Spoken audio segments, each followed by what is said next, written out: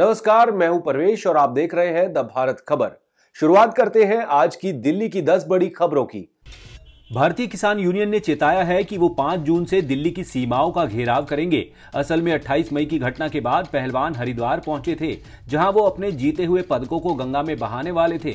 इस दौरान किसान नेता राकेश टिकैत और नरेश टिकैत ने वहां पहुंचकर पहलवानों को ऐसा करने से रोका था और खुद उनके मेडल उनसे ले लिए थे। इसी के साथ उन्होंने सरकार को 5 दिन का अल्टीमेटम दिया था, जिसका आज यानी सोमवार को आखिरी दिन है। बीकेयू ने चेतावनी दी है कि पहलवानों को न्याय नहीं मिला तो वो दिल्ली की सीमाओं का घेराव करेंगे। पहलवानों के प्रदर्शन के मुद्दे पर दिल्ली के मुख्यमंत्री अरविंद केजरीवाल ने कहा है कि पूरे देश की आंखों में आंसू हैं, अब तो प्रधानमंत्री को अपना अहंकार छोड़ देना चाहिए। इससे पहले दिल्ली के सीएम अरविंद केजरीवाल पहलवानों का समर्थन करने के लिए जंतर मंतर भी पहुंचे थे। यहां पहुंचकर उन्होंने प्रदर्शनकारी पहलवानों से मुलाकात की थी और कहा था कि इन्हें न्याय मिलना चाहिए, सरकार को इनकी मांग मान लेनी चाहिए। आपको बता दें कि पहलवान 23 अप्रैल से जंतर मंतर पर भारतीय कुश्ती महासंघ के प्रमुख और बीजेपी के सांसद ब्रजभूषण शरण सिंह के खिलाफ महिला पहलवानों का यौन उत्पीड़न करने का आरोप लगाते हुए विरोध प्रदर्शन कर रहे थे, जिसके बाद 28 मई को उन्हें पुलिस ने बर्बरता से जबरन उठा दिया था। दिल्ली की आम आदमी पार्टी सरकार राजधानी और आसपास के क्षेत्रों के पहलवानों को बहुत जल्द एक बड़ा तोहफा देने जा रही है। आपको बता दें कि ओलंपिक से लेकर एशियन गेम्स में भारतीय पहलवानों का दबदबा देखने को मिलता है। इन खेलों में भारत की ओर से भाग लेने वाले ज्यादातर पहलवान हरियाणा से ही होते हैं। दिल्ली सरकार की तरफ से नजफगढ़ के ढिचाऊ कला गांव में एक अंतर्राष्ट्रीय स्तर का रेसलिंग हॉल तैयार किया जा रहा है, जिसका निर्माण कार्य तेजी से पूर्ण किया जा रहा है। इस रेसलिंग हॉल में दिल्ली के नजफगढ़ और हरियाणा क्षेत्र से आने वाले पहलवानों को कुश्ती की तैयारी करने का अवसर मिलेगा। एक साल बाद दिल्ली की तीनों लैंडफिल साइट के आसपास दूषित हो चुके भूजल की गुणवत्ता सुधरने लगेगी और लोगों को सांस लेने के लिए शुद्ध हवा मिलेगी, क्योंकि कूड़े के ये पहाड़ पूरी तरह खत्म हो जाएंगे। एलजी वीके सक्सेना की अध्यक्षता में बनी निगरानी समिति ने गाजीपुर, ओखला और भलसवा लैंडफिल साइट को मई 2024 तक पूरी तरह समतल करने का लक्ष्य रखा है और ये अंतिम समय सीमा है। एक साल में कूड़े के पहाड़ खत्म नहीं होंगे तो इस प्रोजेक्ट से जुड़े निगम के नोडल अधिकारियों के खिलाफ आपराधिक मामला दर्ज कर सख्त कार्रवाई होगी। कूड़े का पहाड़ खत्म करने को लेकर केंद्रीय शहरी विकास मंत्रालय का इसमें सहयोग मिल रहा है। दिल्ली सरकार भी इसे लेकर सक्रिय हो गई है। आम आदमी पार्टी की सरकार ने दिल्ली के विभिन्न अस्पतालों और स्वायत्त संस्थाओं में लंबे अरसे से कार्यरत अधिकारियों और कर्मचारियों का ब्यौरा मांगा है। सीएम अरविंद केजरीवाल सरकार के इस रुख के बाद ये कयास लगाए जा रहे हैं कि लंबे अरसे से एक ही जगह अपने पद पर डटे अधिकारियों और कर्मचारियों का तबादला करने की योजना दिल्ली सरकार ने बना ली है। दिल्ली सरकार के इस रुख के बाद से अलग अलग विभागों में कार्यरत कर्मचारियों में असमंजस की स्थिति बनी हुई है। बताया जा रहा है कि कर्मचारी ट्रांसफर की सूचना को लेकर सकते में है।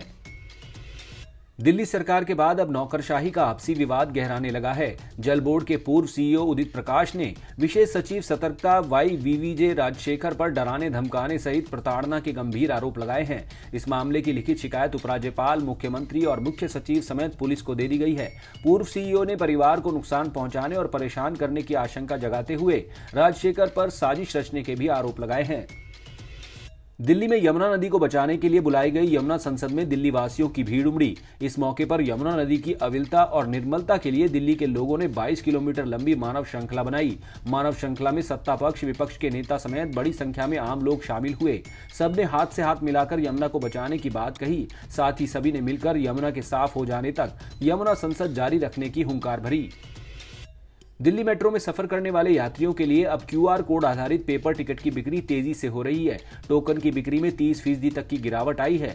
शुरुआत के 1 महीने से भी कम वक्त में मेट्रो में सफर के लिए 74 लाख से अधिक QR कोड आधारित पेपर टिकट की बिक्री हुई।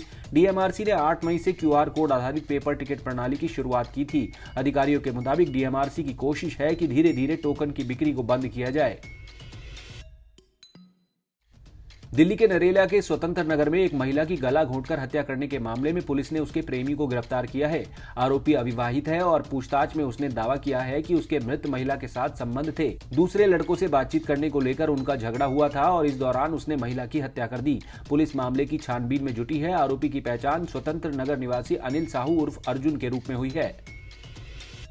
राजधानी दिल्ली में पानी की किल्लत को दूर करने और भूजल स्तर में सुधार लाने की कवायद में दिल्ली सरकार कई उपायों को आजमा रही है। इसी कड़ी में एमसीडी 416 और इमारतों में रेन वाटर हार्वेस्टिंग की व्यवस्था करेगी और 54 बंद पड़े रेन वाटर हार्वेस्टिंग के स्थानों की मरम्मत की जाएगी। इसके लिए निगम ने 39 करोड़ रुपए का प्रस्ताव रखा है। आपको बता दें कि इंजीनियरिंग विभाग ने 9 मई से 19 मई तक विशेष सर्वे किया था।